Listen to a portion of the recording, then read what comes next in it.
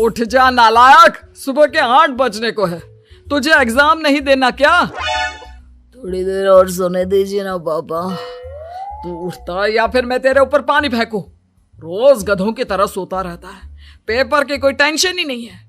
और एक हमारा समय था जब हम पेपर में फेल होने के डर से रात भर पढ़ा करते थे, सो ही नहीं पाते थे।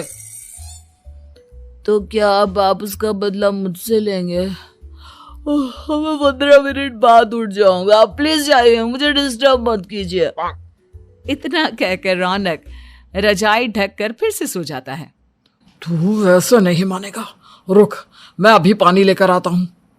बस फिर क्या था, इतना कहकर वो भागते हुए बाथरूम में जाते हैं और पानी की एक बड़ी सी बाल्टी लाकर रौनक के ऊपर फेंक देते हैं। पानी पड़ते ही रौनक झट से उठ जाता है। ये आपने क्या किया पापा? अब तो उठेगा नहीं तो यही करना पड़ेगा ना।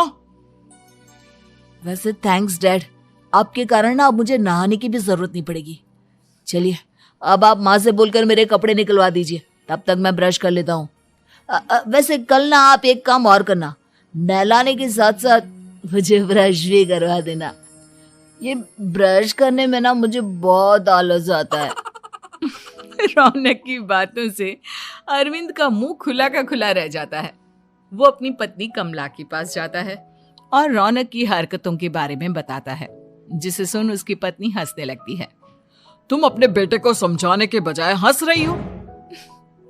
रौनक बच्चा है, धीरे धीरे सुधर जाएगा, आप क्यों उसके पीछे पड़े रहते हो? अभी नहीं सुधरेगा तो कब सुधरेगा? 10वीं क्लास में है रौनक, वो अब कोई बच्चा नहीं रहा। अरविंद की इतना बोलते ही वहां रौनक भी आ जाता है। क्या डैड, मैंने आपको एक काम दिया था, वो भी नहीं हुआ आपसे। अरे क्या हुआ बेटा? माँ, मैंने डैड से बोला था कि वो आपको बोलकर मेरे स्कूल की यूनिफॉर्म निकाल दे, लेकिन मेरे पीछे पड़ने के अलावा इनसे एक काम ढंग से नहीं होता। देख रही हो कमला, देख रही हो अपने लाडले को? अरे आप चुप रहिए जी। चलो बेटा, मैं तुम्हें कपड़े निकाल कर दे देती हूँ बस। ऐसे ही साल पर साल बीतते जाते हैं, लेकिन रौनक के रवैये में कोई बदलाव नहीं आता। वो पहले से भी ज्यादा आलसी और पूरी तरह अपने माता पिता पर निर्भर हो जाता है। 2 साल बाद पता नहीं कहाँ गायब रहता है पूरे दिन, अब तक तो आ जाना चाहिए था। अरे आप इतनी फिक्र क्यों कर रहे हो उसकी? दोस्तों के साथ खेल रहा होगा, आ जाएगा अभी। ये कोई टाइम है खेलने का? 10 बजने वाले हैं, इतनी रात में कौन खेलता है? कमला कुछ कहती उससे पहले ही रौनक वहां आ जाता है। मम्मी जल्दी से खाना लगा दो, बहुत भूख लग रही है। तुम्हें तब तक खाना नहीं मिलेगा जब तक तुम बता नहीं देते कि इतनी रात गए कहां से आ रहे हो। ओ प्लीज डैड, अब आप एसी पे प्रद्युमन बनकर मेरे सर पर बंदूक लेकर मत बैठ जाना। अपनी फालतू की बकवास बंद कर और बता कहां से आ रहा है। माँ अब समझाइए ना डैड को। बता देना बेटा, इनको भी तसल्ली हो जाएगी। आप बोल रही हैं तो बता देता हूँ, मैं दोस्तों के साथ मूवी देखने गया था, इसलिए देर हो गई। तो इन सब चीजों में मेरे पैसे उड़ाता है। कभी 1 रुपया कमाने के बारे में सोचा है तूने? जब देखो हवा की तरह पैसे उड़ाता रहता है। माँ अब आप इन्हें चुप करा दीजिए, वरना ना मुझे गुस्सा आ जाएगा। अच्छा क्या कर लेगा? बता ना, क्या कर लेगा तू? वैसे बात तो ठीक ही है, मैं कर ही क्या सकता हूँ, पैसे तो फिर भी मैं आपसे ही मांगूंगा ना। चलिए अब ये सब बात छोड़िए और मम्मी मेरे लिए खाना लगा दीजिए। अभी लगा देती हूँ बेटा। मैं बता रहा हूँ कमला, एक दिन ये ऐसे ही बिगड़ जाएगा। ओफो, आप क्यों इतना पीछे पड़े रहते हो मेरे बच्चे के? बाद की बात में देखेंगे, अभी आप शांति से उसे खाना खाने देंगे। अगले दिन डैडी मुझे 10,000 रुपए चाहिए। हाँ? अब इतने पैसे क्यों चाहिए तुझे? डैड आप बिना सवाल किए कभी पैसे नहीं दे सकते क्या? जब तक तू बताएगा नहीं तुझे पैसे भी नहीं मिलेंगे। अरे अब आप अपने बेटे को पैसे भी नहीं दे सकते? नालायक, तेरी उम्र के लोग नौकरी करते हैं और एक तू है जो नौकरी करने का नाम ही नहीं लेता कभी। आप लोगों के होते हुए भला मैं नौकरी क्यों करूं? अरे हम कब तक पैसे देंगे तुझे? तुझे भी तो अपने पैरों पर खड़ा होना होगा ना। कौन सा उधार के पैरों पर खड़ा हूं? अपने ही तो पैरों पर खड़ा हूं मैं। इसी तरह रौनक दिन प्रतिदिन लापरवाह होता जाता है। उसकी लापरवाही को देखते हुए अरविंद और कमला अपने बेटे की शादी कराने का फैसला लेते हैं और 1 महीने के अंदर अंदर ही रौनक की शादी मेघा नाम की लड़की से करा देते हैं। शादी के कुछ दिन बाद, रौनक, मुझे एक अच्छी सी साड़ी चाहिए, आप ला दोगे ना? हाँ, क्यों नहीं। कितने तक की आती है साड़ी? यही करीब 5,000 तक की। तुम चिंता मत करो, मैं आज ही डैडी से पैसे मांगकर तुम्हारे लिए साड़ी ले आऊंगा। आप कब तक ऐसे ही अपने पापा से पैसे मांगते रहेंगे? कोई अच्छी सी नौकरी क्यों नहीं कर लेते आप? अरे डैड के होते हुए मुझे नौकरी करने की जरूरत ही क्या है? पर आप ऐसे कब तक उनसे पैसे मांगते रहेंगे? कुछ आपको अपने दम पर भी तो करना होगा ना। अब तुम भी बाकी लोगों की तरह मुझे ज्ञान देना शुरू मत कर देना। साड़ी चाहिए ना तुम्हें, मिल जाएगी बस। इतना कहकर रौनक अपने पिता से पैसे मांगने चला जाता है। डैडी, मुझे 5,000 रुपया चाहिए। अब 5,000 क्यों चाहिए तुझे? वो मेघा को साड़ी चाहिए थी। अरविंद आगे बिना कुछ कहे चुपचाप उसे पैसे निकाल कर दे देता है। कुछ दिन बाद, तुम्हें नहीं लगता कमला, रौनक हम पर पहले से भी ज्यादा डिपेंड हो गया है? मुझे तो अब उसके भविष्य की चिंता होने लगी है।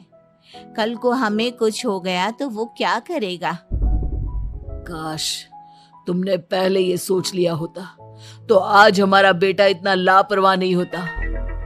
तब मुझे कहाँ पता था कि मेरा लाड प्यार उसे इतना बिगाड़ देगा कि वो इस हद तक लापरवाह बन जाएगा।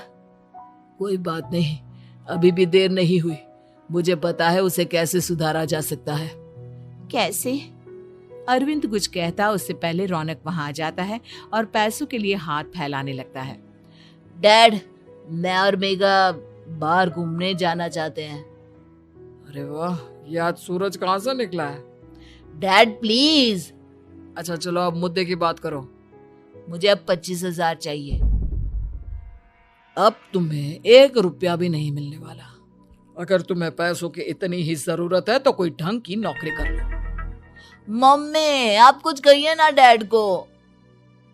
बेटा, वो गलत क्या बोल रहे हैं? ये सब हम तेरे भले के लिए ही तो कर रहे हैं।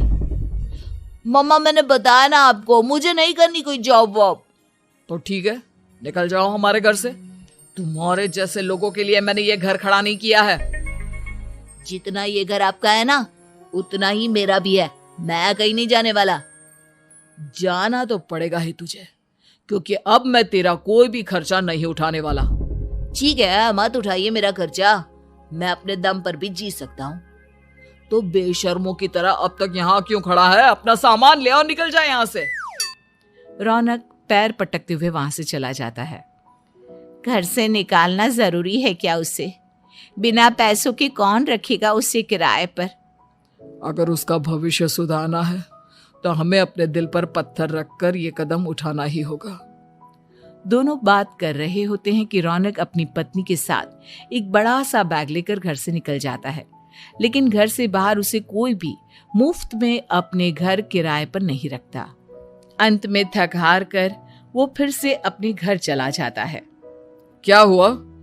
थोड़ी देर पहले तो दहाड़ते हुए घर से निकला था, अब क्या हुआ? नहीं रखा ना किसी ने तुझे किराए पर? डैड प्लीज, मैं कुछ दिनों में कोई अच्छी सी नौकरी शुरू कर दूंगा। आप तब तक तो हमें रख लीजिए प्लीज।